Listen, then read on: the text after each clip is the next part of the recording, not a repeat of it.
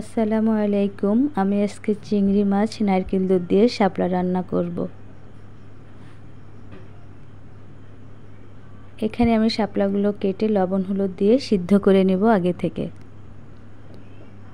চিংড়ি মাছ, রসুন বাটা, ঝালের গুঁড়া, জিরা গুঁড়া, হলুদের গুঁড়া, পেঁয়াজ কুচি, কাঁচামরিচ আর একটা তেজপাতা দিয়ে ভালো করে মশলাগুলো আমি কষিয়ে নেব। এখানে আমি আর কোনো গরম মশলা ব্যবহার করব না।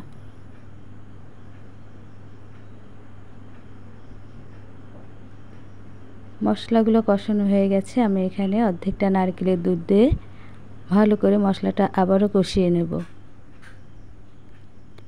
এখন আমি সিদ্ধ করে রাখা শাপলাগুলো দিয়ে দিচ্ছি, দিয়ে ভালো করে কষিয়ে নেব।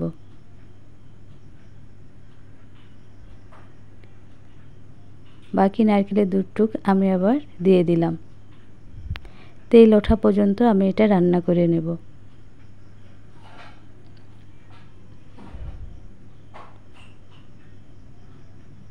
আমার তেল উঠে গেছে, আমার শাপলা রান্না হয়ে গেছে। নারকেলের দুধ দিয়ে চিংড়ি মাছ দিয়ে আমার শাপলা রান্না হয়ে গেল।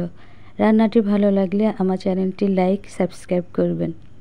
তো সবাই ভালো থাকবেন। আল্লাহ হাফেজ।